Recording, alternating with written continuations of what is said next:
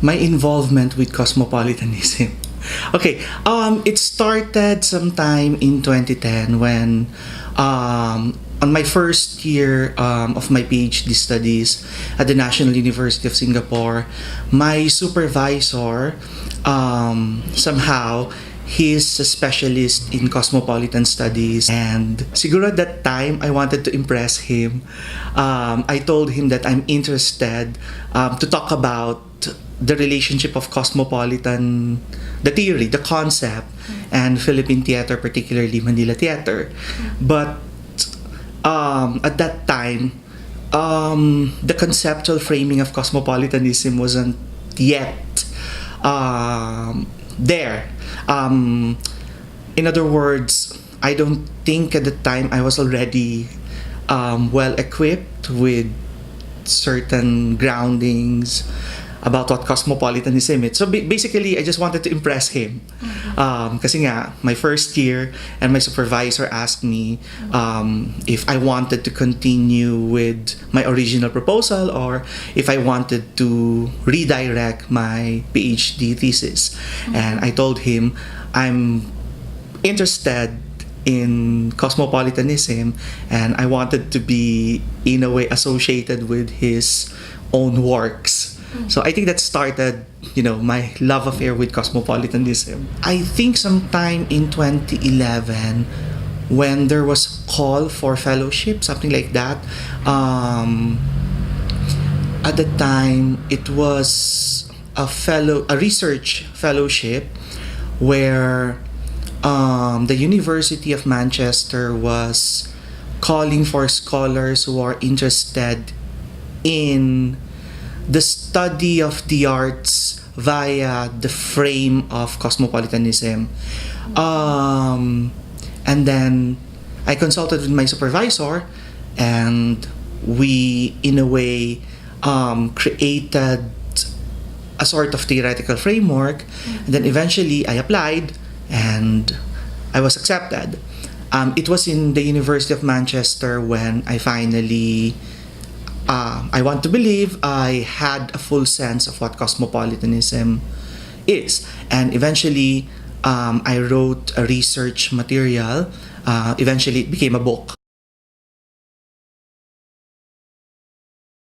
There's a tendency for, people to associate cosmopolitan to a space. Or if not a space, to associate cosmopolitan with what? With the mayayaman. Diba? Kamukha na nga nung sinabi ko sa libro, in the Philippines, my first encounter with cosmopolitan ay magazine. Diba? And yung connotation nga dun sa magazine is how to be a modern woman, how to be a modern girl. But as I read literature about cosmopolitanism, I realized there's more to it than urbanity, than being a member of the first class, being a member of the first world. And I did not realize that many philosophers use it in ethics, in moral philosophy, and it's a frame where you can talk about relationships, where you can think about care, responsibility, okay? And of course, the idea of it being a global concept, the idea of cosmopolitanism, hindi rin nawawala yan sa common conception natin. And then I realized na ang cosmopolitanism pala ay hindi naman talaga siya globalization or equivalent to globalization. As a matter of fact, there are some literature that critique globalization through the lens of cosmopolitanism.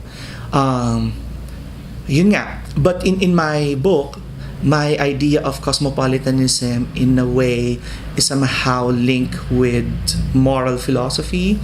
I think yung subtitle ng book, it captures my own premise, my own assumption on what cosmopolitanism is: performing community in a world of strangers. Intentions, my aims in writing the book. Um, I had this particular encounter, a fellow scholar, okay, who mentioned that, who asked, why am I using cosmopolitanism as a framework? First, he was not really convinced that cosmopolitanism may be used in a third world or in a developing setting, in a developing country setting. So I think it was a challenge on my part to really prove that there's something in the Philippines, there's something in our country, particularly in our theater, where in a way may lead to or may inform cosmopolitanism as a concept. So basically, I wanted to think about that. I wanted to direct my writing towards that. In a way, I wanted to look at how the theater scene in Metro Manila may contribute to, say, what do you call this? May contribute to an understanding of a holistic cosmopolitan framework. So that's one general aim, I think. Secondly, I wrote the book because I thought there's something about cosmopolitanism and our culture. I thought cosmopolitanism and Philippine culture are ontologically linked, meaning if you're going to look at Philippine culture, in a way we can argue that it's more cosmopolitan. Kasi nga, kung i-flesh out natin yung iba't ibang concepts ng cosmopolitanism, we get hospitality, we get global responsibility, we get global involvement, embrace of difference, and yun nga, being not too judgmental or being not. Finally, I wrote the book because I want to look at Philippine theater as a potential subject for the study of cosmopolitanism. And I think I was able to achieve my goals in writing the book. So in the book, I was able to inform cosmopolitanism using Philippine culture as a starting point, particularly Philippine theater. And then I was able to talk about theater using cosmopolitan frame. I was able to talk about Philippine theater as a potential starting point for the discussion of the concept of cosmopolitanism. The very first person na I think really influenced me, helped me a lot in writing the book, that would be my supervisor at NUS, Paul Alexander Ray. He was able to share with me how he conceived the idea of cosmopolitanism, and at the same time how cosmopolitanism may work from a developing nation perspective without being too post-colonial. Something like that. And then along the way, yun nga, I went to the United Kingdom for a fellowship, and I met Jacqueline Stacy, I met Felicia Chan, I met Eliza Pieri, and Adi Kunzman. All of them are working on cosmopolitanism, and the way they use cosmopolitanism varied.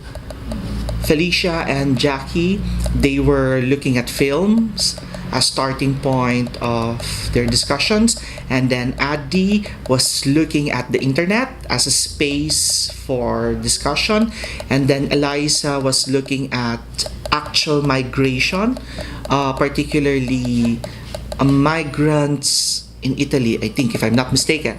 And I think our storytellings, our informal conversations, and formal conversations, because when I was in Manchester, we had a regular colloquium where we presented our papers and we commented on each other's works, and it really helped me a lot, particularly in developing my own perspective about the subject. Sino pa ba? So, I think yun yung mga taong sa tingin ko na talagang ang laki ng tulong na ibinigay sa akin sa pagsulat ng libro. Felicia and Jackie, particularly, they were the first to read the entire manuscript. And I was for a time kasi I was already reluctant to continue writing about cosmopolitanism because I felt I was just simply parroting what others have already said about the concept. And then eventually they helped me find my own voice, and I thought yung pag-push nila sa akin, yun talaga ang nag-encourage sa akin na ituloy itong project na ito. Until finally, I was able to write the entire manuscript. They critique all the different chapters. They provided notes. And I religiously followed their suggestions until, ayun nga, lumabas the entire manuscript.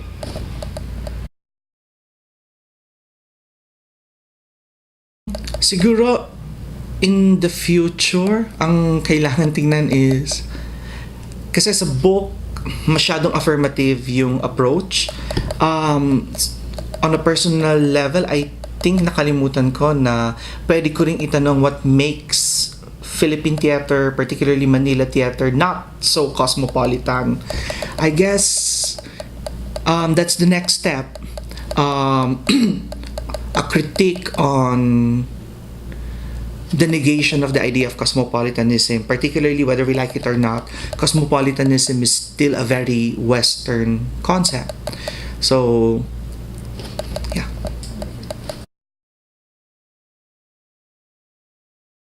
The whole idea of cosmopolitanism kasi is too huge na.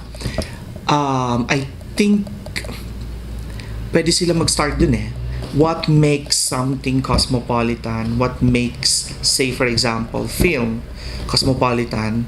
Or perhaps, following the same questioning that I had, how can, say, a particular aspect of our culture may inform the complexity of the concept? It could be film, it could be visual arts, it could be sculpture, it could be comics, okay, or it could be anything. Yeah. So this is from page 19. In my view, this kind of cosmopolitanism that the Philippines is seemingly performing may contribute to the dynamic engagement of both the Western and the Asian context in two ways. First, a contribution to the unquestioned hospitality to strangers, which in the context of the Philippines is historically rooted.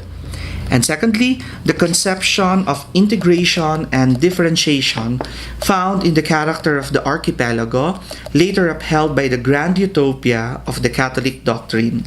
But there is a backlash. Despite the implication of inclusivity and solidarity in the Catholic doctrine, the community proposed via the presence of the kingdom is still very abstract and ideal. Despite parables and narratives of solidarity in the Catholic tradition, one still feels a sense of distancing from others. At times, the individual finds himself or herself struggling with aloofness towards people not familiar to him or her. For instance, of all the indigenized commedia, the popular ones are those which feature the defeat of the Muslim antagonist by the Catholic hero. Perhaps What the Catholic doctrine really is teaching is tolerance and not openness, respect, and care. Hence, the cosmopolitanism that I intend to engage is this question of belonging to a community of strangers.